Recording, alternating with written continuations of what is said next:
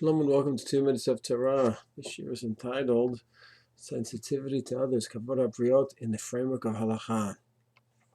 This is something which applies all year long, but especially appropriate during the 3 weeks to talk about such a topic. Halacha, of course, is a system which we don't simply manipulate around in order to make someone feel good. However, there are times where built into the halacha, we see the poskim work with the concept of kavod habriyot, sensitivity to others, within the framework of halacha. I'd like to just mention a few examples. One is Rav Moshe Feinstein. He was asked about a woman who was divorced about 50 years ago or so, and she wanted to get remarried. And when she would go on a shidduch date, she was afraid that right away he'll see that she's wearing a sheitel or a techel or something, and he'll realize that she was married and find out she was divorced, and it was a very big taboo, and that could be a deal breaker to continue to go out a second time. It could be, maybe it's less of a stigma nowadays, but then it was a very big stigma. And apparently wearing a sheitel, a nice sheitel that couldn't even tell the difference in the sheitel, it just wasn't an option. So can she go ahead and go out on the first date or so and not cover her hair? So at first glance we would say, of course we feel bad for her, but halacha is halacha. Rav Moshe has an unbelievable approach. He writes that the halacha covering her hair, when a woman is married, that's what it's b'deoraita from the Torah. And when a woman is no longer married, she's divorced or widowed, it's midrabanan. Now the halacha is for an isser, a person has to give up all his money in the world and not violate the isser. A person says to you, go eat this pig, and not that I will kill you, or give me all the money that you have. So you have to give up all the money that you have. A person says, eat this chicken and milk, it's a drabanan, or give me all the money you have. Also, you have to give up all your money. For an isser, you have to give up all the money. You don't violate an isser. We always talk about the famous halacha v'yereg v'yavor. He says, do this isser or I'll kill you. Or about do this isser or I'll take all your money. One or the other. So also you have to give up all your money for an isser. For an asay, a mitzvah asay, a person says to in Europe 100 years ago, the guy has the only esrog around. Okay, I'll sell you this esrog for all the money you have. There the halacha is that you have to give up to 1/5 of your wealth for the mitzvah asay.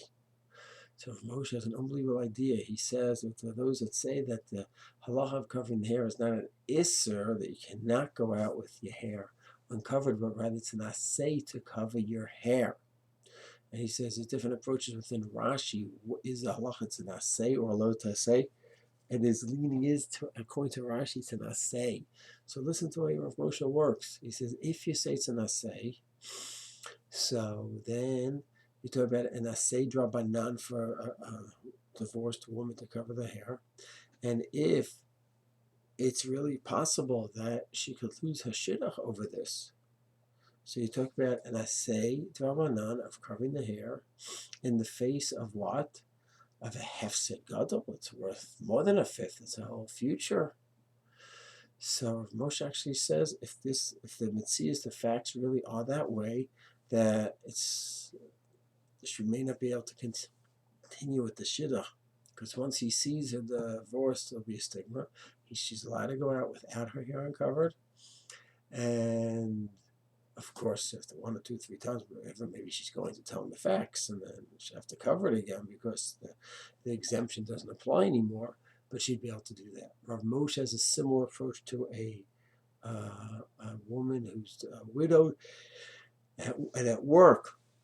For some reason, for her to cover her hair would be a problem at work, and the same thinking. That is a drabanan, and if it's a question of losing her work. So Rav Moshe works with kavod habriyot, dealing with the person and sensitivity to the person, but within the halacha categories.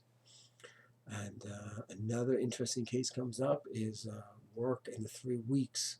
So if the question of a person losing his parnasa, if he comes to work straggly, so Rav Moshe is matir if there's a hefsed. Rav Shlomo Zalman also, if it's a serious, he writes us in Meruba, he's going to lose his job. Also, Once again, not that, well, we're really concerned about the person, we'll just ignore halacha chas v'shalom. Just the chumrah of abstaining from shaving doesn't apply, wasn't taken upon the klal in the case of a hefsed meruba. And one last case where we see working with a person in his nature, and halacha is during the 3 weeks, gonna young man going out on a shidduch day shave, where she might be not find it attractive that he has a beginning of a beard, and so Rav Nebenzahl says that that technically he could shave. It could be a hefsed, losing a shidduch. And he says you have to look into, is this the kind of shidduch that you want, a woman that wants you to shave? But it would be technically mutter, because that's where she's at, that she's sensitive to this, to a person not shaving. I would just add on to the Rav Nebenzahl that maybe it depends on the woman. A woman that says, no, I don't want him to not shave in the 3 weeks. That sounds like a problematic shidduch. I don't want him to keep halacha. That doesn't sound right. But what if it's, I want him to keep halacha? And of course, when we're married, I don't want him to shave. If chas v'shalom, we still have the chorban and we don't have the mikdash rebuilt, of course, I want him to shave, to abstain from shaving. Just, I know myself, it's a silly thing that I have, but I see a person straggly, a little bit unshaven, even though I know it's for good reasons and it's proper reasons. It's just, I don't find it attractive, and I know if I meet a guy the first time, that's going to go ahead and throw me off. It's not a good thing. It's just the way I am. So I think if it's that case, it doesn't show any bad sign about the girl. And then if that's the case, we're talking about a hefsed. And during the 3 weeks, he would be able to shave, to go out. If, maybe they could just go out after 3 weeks, but right now that's just the time that works best to go out. Technically, we'd have after the shave. So we see halach in all these cases. A divorced woman going out without her hair uncovered. Moshe's heter. A case of a widow losing a job with her hair covered. So Rav Moshe trying to work within the halachic categories and being so sensitive to the person. And then you have 3 weeks of the question of losing your job and shaving. And so to a guy going out on a date. All these examples are examples of unbelievable sensitivity to people, but with working within the framework of halacha.